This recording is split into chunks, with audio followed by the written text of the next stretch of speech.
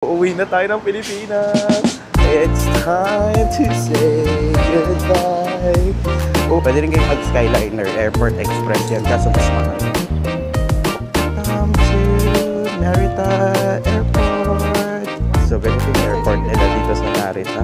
First step is kailangan nyo munang mag-online check-in. Uuwi na tayo ng Pilipinas finally. Immigration na lang pila. Passport lang. Ganun lang, walang bye-bye, hello, ganyan. Pero ako na-experience natin ang Japan. Lagi niyong i-aim na makapunta sa Japan. Napakaraming lakaran dito sa Japan. Hindi ko na makakalimutan itong experience ko. Babalikan ko ang Japan. Good morning mga ka-wonder from Tokyo, Japan. Fairness, lumalamig na yung panahon dito. So sa mga pupunta dito, mag-ready na kayo ng medyo lightweight na jacket like mga parka, ganyan. So, ngayon sa video na ito, it's time to say goodbye. Uuwi na tayo ng Pilipinas. So, meron na tayong bagahe. Yun na yung sister ko, dalawa yung maleta niya. So, pupunta na tayo ng Pilipinas. Nalungkot. So, sa video na ito, share ko yung journey natin pauwi ng Pilipinas galing dito sa Tokyo, Japan. So, nandito tayo sa Ueno Station. Ayan, malapit lang to sa hotel natin. Mga 3 to 5 minutes lang. Wala pa nga eh. Siguro mga 3 minutes lang na lakad. And nandito na tayo. The struggle is real.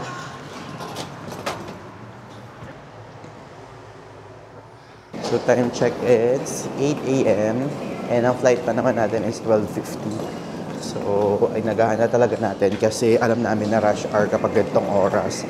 Dito sa Tokyo, Japan, yung mga papasok kasi ng office nila is pupunta sila ng mga 9 sila nagpapasok. Keisei line yung sasakyan natin pa Narita Airport.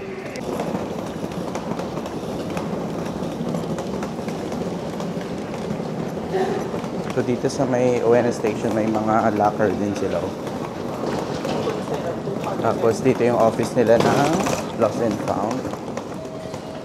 Ito, Keisei 9. So, sundan nyo lang yung mga ayun, tignan nyo ha. Ang dami ng mga papasok sa office. Ayun yung mga kasabay natin. Kasi 9 a.m. ata yung office nila dito. So, hopefully sana hindi tayo makabot tayo sa hindi rush hour. I mean, makapasok tayo, tapos makaupo tayo. Kasi yung papuntang airport dito is nasa 1.5 hours pa. So, ligyan nyo ng lead time kapag pupunta kayo ng airport. Kasi, para hindi kayo malate sa malate sa flight niya.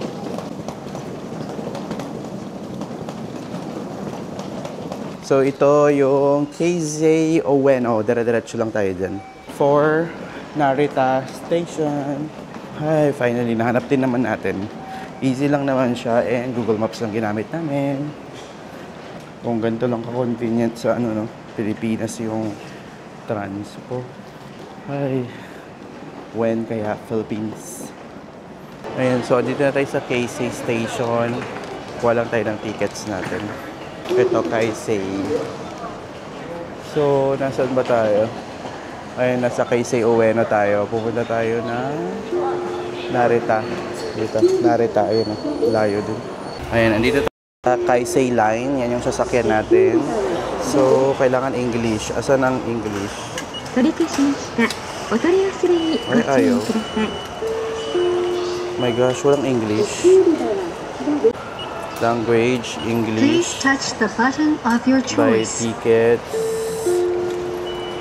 Keisei line. Narita Sky Access. Ito na yung ticket natin. Papuntang Keisei. Ayan. To Narita. Dito may Family Mart naman dito. Tapos ito yung Keisei line. Ayan na siya. To the platform. Pwede rin kayong mag-Skyliner, Airport Express yan, kaso mas mahal. So, dito tayo papasok. Tapos kunin nyo na lang ulit yung ticket nyo. Ito na yung natin. Ayun o, nakasulat. Narita Main Line. So, So, 8:33, 8:29 pa lang naman. So, hanap na tayo ng upuan. Hindi naman ganong siksikan. Mga kasabayan tayo. So, nakaupo na tayo mga ka-wonder. Ito yung train nila. Local train siya. Keisei Line. Limited Express to Narita yung nasakyan natin. So, nasa 1,082 yen yung nabili nating ticket. And diretso na siya. 1,060 yung nabili nating ticket. So, dalawa yung dito sa Keisei Line. Meron yung Skyliner na tinatawag nila. Doon tayo unang pumunta. Pero hindi tayo doon. Platform 1 and 2 ata yun. Ito is Platform 3. So, yun, yung Skyliner, doble yung pamasahe doon. Pero mas mabilis. Parang 1 hour yun. Ito, mga 1 hour and 30 minutes. So, dito na tayo. Aabot naman tayo. Based sa Google Maps. So, 8:33 to aalis and 8:30 na. So, 3 minutes na lang. Hindi naman punuan. Wala nga kami gaano kasabay eh. So, see you na lang pag sa airport.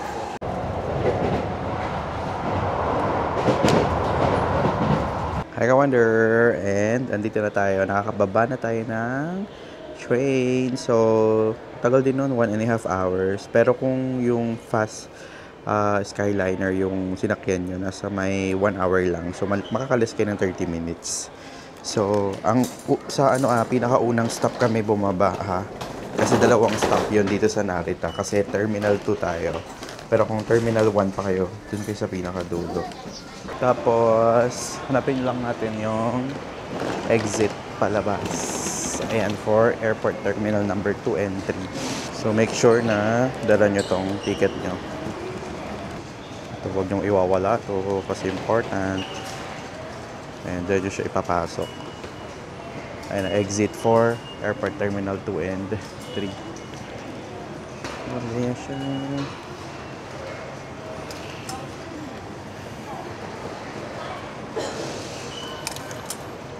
Ayan, pinasok pa na. Tapos tayo.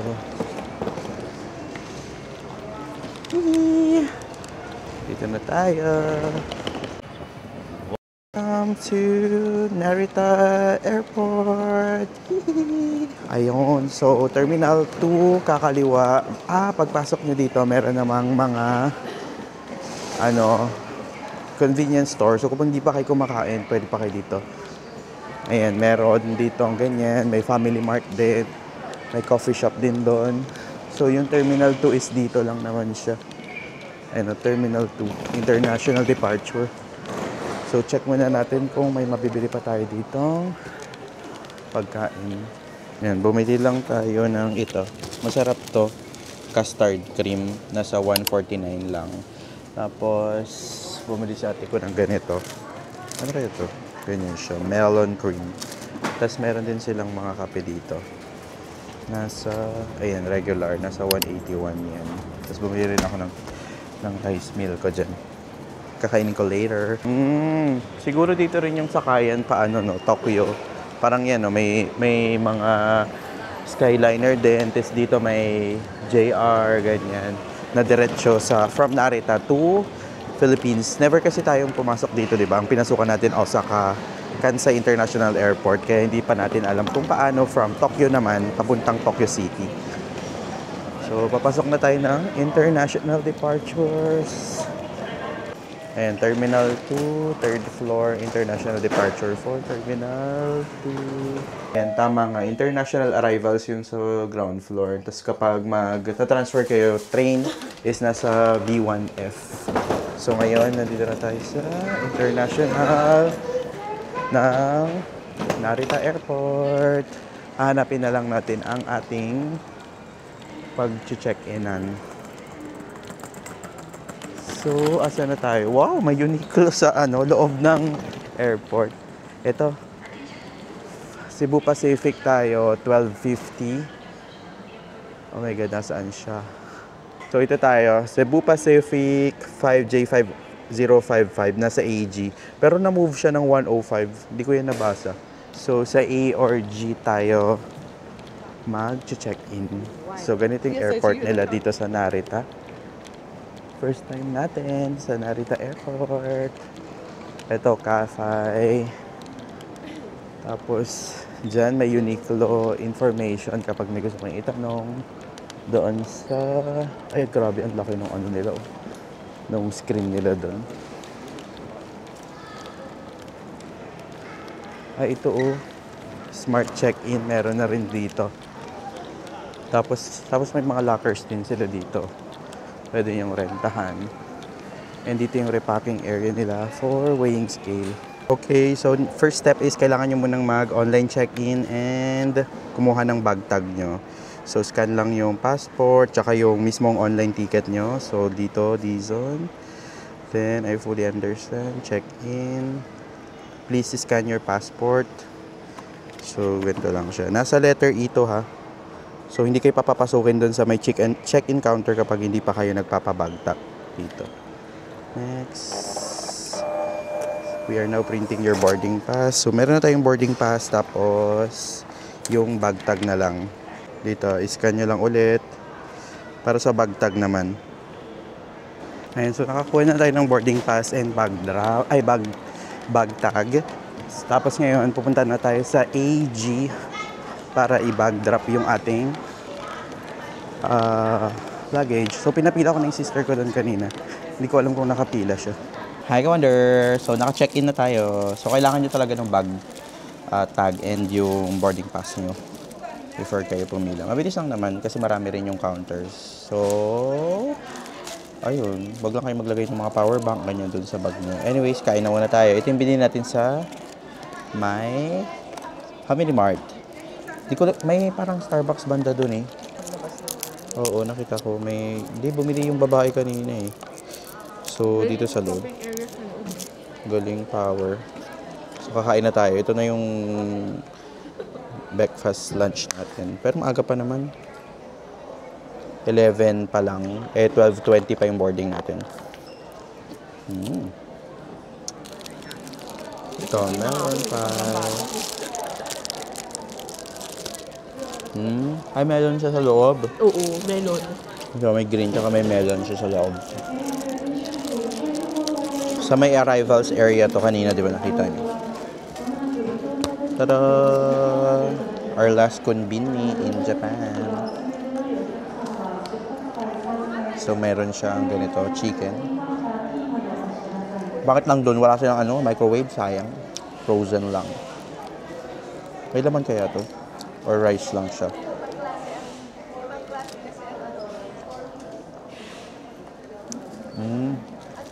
Rice lang siya. And just like that, tapos na tayo sa immigration ng Tokyo, Japan dito sa may Narita. Uuwi na tayo ng Pilipinas finally! So, ganito yung naging process natin. After check-in, dumiretso na ako sa immigration. So, kung tatanungin nyo pala, yung sister ko, naghiwalay na kami kasi PAL siya, ako check Cebu Pacific. So, magkaiba kaming airlines. Alas 2 pa siya. Tayo is 12:50 yung flight natin. Kaya naghiwalay na kami. Anyways, ayan, after check-in, dumiretso na ako sa yung pagpasok sa may inspection muna. Inspection muna ng bag ang mauuna dito. So, ilalabas nyo pa rin yung mga gadgets nyo, laptop, ganyan. Hindi naman tatanggalin yung sapatos and dalhin nyo na lang yung passport and boarding pass nyo. Tapos, ayun, parang papasok kayo dun sa scanner and papasok kayo iikot kayo. Nakakatawa kayo, iikot kayo talaga, slowly but surely. And after nun, immigration. Sa immigration, walang pila. Passport lang. Ganun lang, walang bye-bye, hello, ganyan. Kung tatanong niyo yung para sa mga tax-free na dala nyo, kung kailangan nyo bang i-check-in or pwede nyo bang i-check-in or i-hand carry nyo ba yan? Alam niyo yung mga pag bumili kay Kamari, Don Quixote, tapos ipina-tax-free nyo, di ba? Ganito yung diskarte doon. Pwede nyo siyang ilagay sa check-in count baggage nyo, pero make sure na wag nyo na lang buksan. Pero yung iba kasi binubuksan nila. Pero ang tip ko sa inyo, wag nyo na lang buksan. Tapos, make sure na i-keep nyo na lang yung resibo. Just in case na tanungin kayo sa customs. Pero, sabi kasi ni ChatGPT, yan yung pinag-aalala talaga namin kagabi pa nung kami ng maleta nag-aayos kami. Kailangan daw dumaan sa customs, ganyan. Ipapacheck isa-isa yon yung mga items na yon, yung mga binili yung tax-free dito. Pero hindi naman na chinek, dire-diretso na. After immigration, wala talagang customs. Dire-diretso lang. Pero meron doon booth ng customs. Pero hindi na ako dumaan. Dire-diretso na lang. Kasi walang dumadaan eh. So, hindi ko na rin dineclare. So, maybe alam na nila yon na automatic na hindi mo siya kinonsume. Basta make sure na wag nyong i-consume at gamitin yung mga pinagbibili nyong tax-free dito sa may Japan. And keep nyo na lang yung mga resibo nyo, yun magiging safe kayo dito sa may Narita Airport dito sa Tokyo, Japan, palabas ng Japan. So ngayon, nandito tayo sa, grabe dito, pwede pa kayong mag-shopping pala dito kung di pa ubos yung Japanese yen nyo. May mga luxury brands, ayun, may Gucci sa tabi ko, merong Tiffany & Co, Akihabara doon. Ang gate natin is nasa 92 tayo eh. Parang nawala na ako. Ito, 81 to 99 pa left daw. Ayun, so yun ang tip ko sa inyo pag kasi yan yung usual na tanatanong eh. Parang paano yung mga free, 'di ba? Ganyan. Yung mga free, tax free. Ayun, kapag wala pa kayong mga pasalubong, pwede pa kayong humabol dito, tax free, Akihabara. And also pala, para hindi ako mahirapan, kumuha ako nito after ng immigration, kumuha ako ng cart na ganito. Para tulak-tulak lang. Marami doon pagkalabas ng immigration. So, meron sila ditong limited edition sale. Pakita ko na lang din kung para magka-idea kayo ng pwede nyo pang ipasalubong. Kung di kayo nakabili dyan sa mismong Tokyo or dito sa Japan, pwede pa kayo dito sa airport humabol. May mga cute stuff, may mga pasalubong. Hi, free taste! Thank you. So, thank you. So, may free taste sila dito. Tingin tayo. Wow! Very nice, crispy. Diyan tayo sa free taste. Para makatry tayo. Free taste. Thank you. Wow, thank you.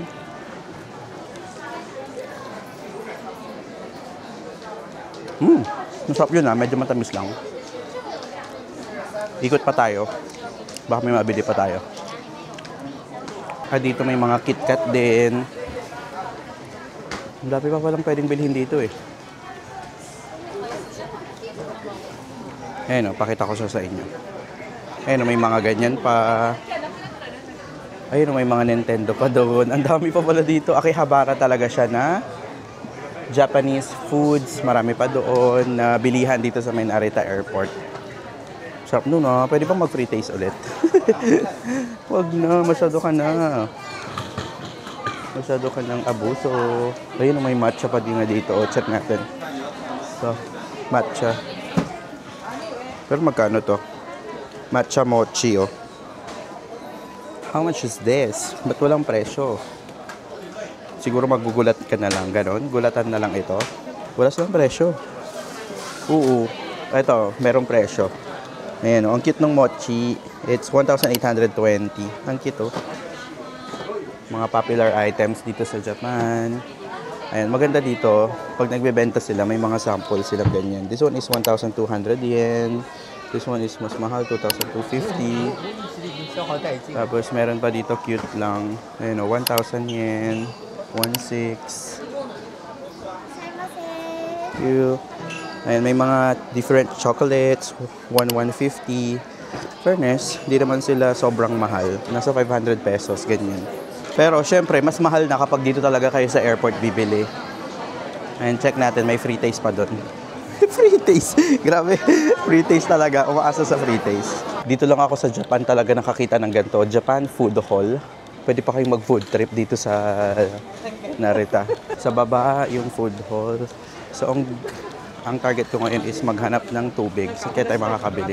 Ay, may Matsukiyo dito sa airport, Look at that. Matsukiyo. Ito, drugstore to. Para siyang Watsons dito. Na pwede kayong bumili pa rin ng mga skincare, ganyan. Wow. Ayun, hanggang doon. Grabe. So, kapag yung may mga hindi pa kayo nabibili, ay, kaso medyo mahal na. This one is 650. Ito yung famous na, face mask. Para daw loosen up. O loosen up, hindi. Para lumit daw yung pores nyo. Meron din dito mga vitamin C, mga ganyan. Yan, sikat din yan. Ay, nagkiklik-klik yung ilaw. So, sa akin na lang. In fairness, mura din. Mura din siya. Kasi nakabili tayo ng, hindi, sakto lang. Ito nakabili tayo nito, nasa 1.3 to sa Shibuya. Pero dito 1.480. Which is valid naman kasi nga nasa airport na tayo. Wala tayong mahanap na tubig. Explore naman natin tong food hall nila dito. Wow. Look at this. Uy, grabe yun. Saan kaya ako pwedeng bumili ng water? Water. May 7-Eleven kaya dito sa loob. Naghanap ako bilihan ng water. Grabe yung matcha nila. Nasa 900 yen na. So, super mahal na. Iba na talaga. Okay. So, ganito siya. Pakita ko sa inyo. Ayan, no? Pwede pa kayong umorder ng mga food. Ayan, Japanese food. And ganito siya. Wow! Look at that! Makikita na natin yung airplanes. This is Japan Airlines or JAL. Ito, may drinking water. Libre lang siya. Ayan. At least nakahanap tayo libre. Ayan, no? At least, di tayo bumili. Libre lang dito sa may food hall nila.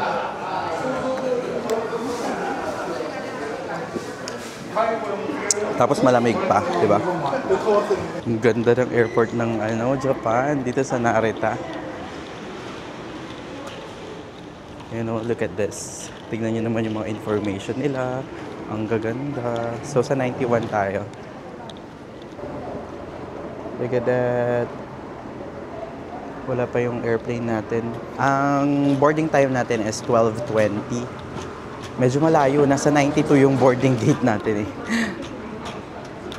So, 81, 99, ganyan. Umaabot ng ganun karami yung boarding gates nila dito sa may Narita. Ay, nakakalungkot na masaya ako. Alam mo yun, masaya ako na na-experience natin ang Japan. Pero nalulungkot ako na uuwi na tayo. Grabe yung naging experience ko dito sa Japan. Yung convenience, yung pagkain, yung mga nature trippings. Yung feeling na nasa Japan, iba yun eh, ibang-iba.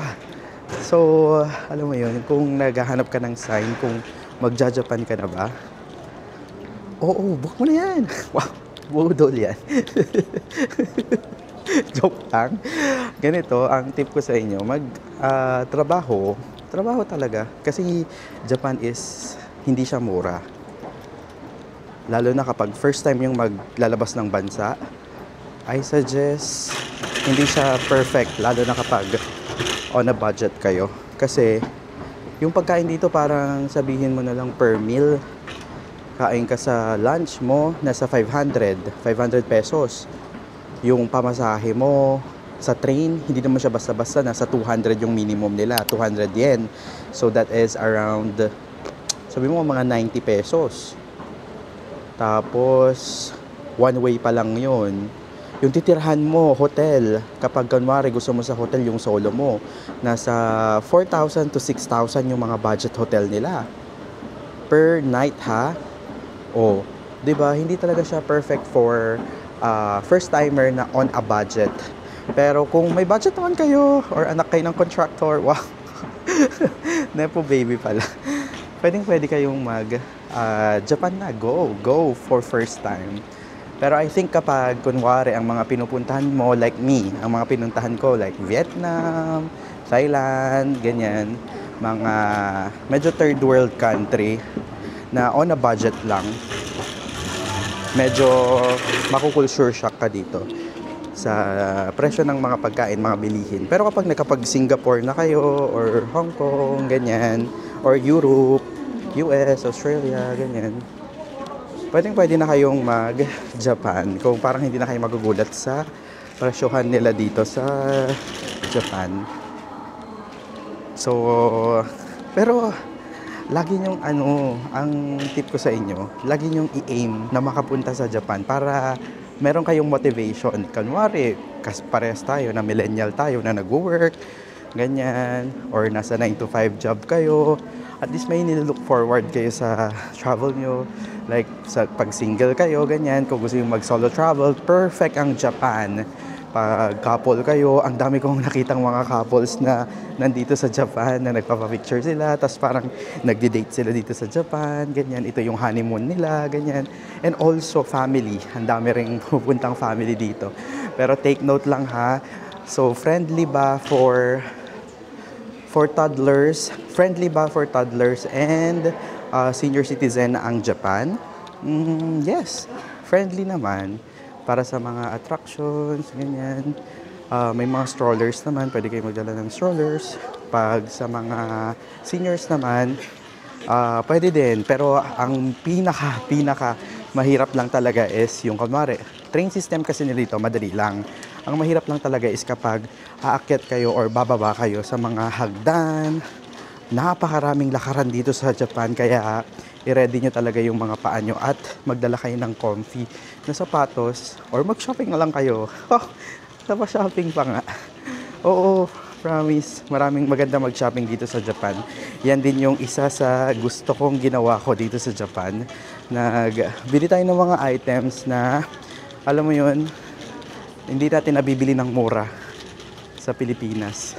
Kaya sinulit ko na rin mag-shopping ng mga items. So, kung napanood niyo yung mga ibang haul natin, pumunta tayo ng Gotemba, pumunta tayo sa ABC Mart, ano pa ba yung pinagbilihan natin? GU, yan yung mga normal na pinagbibilihan na items dito sa may Japan for first-timers.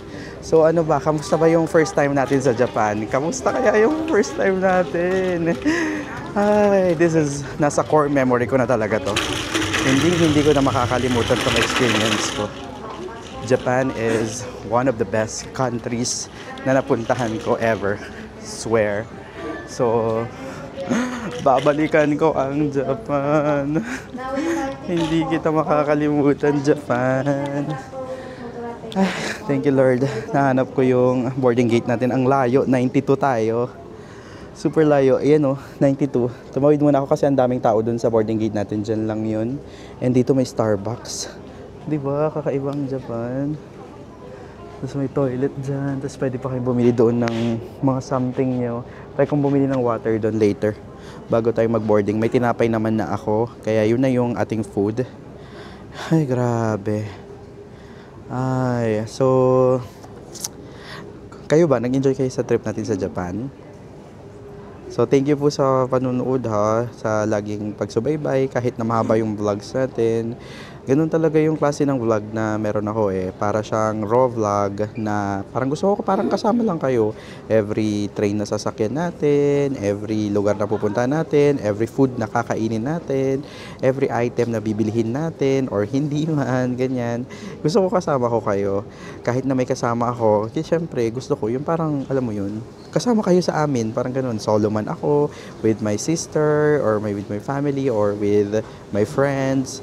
Or sana makasama ko kayo in the future sa travel. Ayun, yun yung nilook forward ko din. Na makamit tayo na parang mga solid ka-wonder natin dyan. So, magdiwala lang kayo. Makakapag-travel kayo soon. Manifest ko yan i-manifest ko yan para sa inyo. So, maraming salamat sa pagsubaybay dito sa Japan vlog natin. And hopefully na-inspire ka, marami ka natutunan, and na-entertain ka sa mga vlogs natin dito sa Japan. Naiiyak ako. Naiiyak talaga ako. Japan. Babalikan talaga kita, Japan. So, dito na natin i-end ang another vlog dito sa Japan. Sana nag-enjoy ka sa series natin ng Japan. And sana i-like mo na lang tong mga videos natin. And kapag may comments, suggestions kayo, just comment down below. And, joke, wait lang. Ano bang mga kailangan nyo gawin bago kayo pumasok sa Philippines? Baka hindi ko na ma-vlog later. Kailangan nyo ng e-travel. So, papunta and palabas ng bansa and papasok ng bansa, kailangan nyo ng e-travel. QR code lang yan dito or e-travel.gov.ph. I-gawin nyo na yan 72 hours before your flight. Yun lang naman yung pinaka requirement kapag papasok kayo ng Philippines.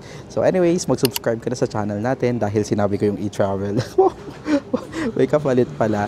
So kapag naghanap kayo ng mga travel tips, travel hacks, or gusto nyo lang ng mapanood every day, every other day nag-upload tayo ng mga videos. So this is Wonder J saying bye-bye mga ka-Wonder, and see you po sa next vlog natin or next series natin sa channel natin. Bye!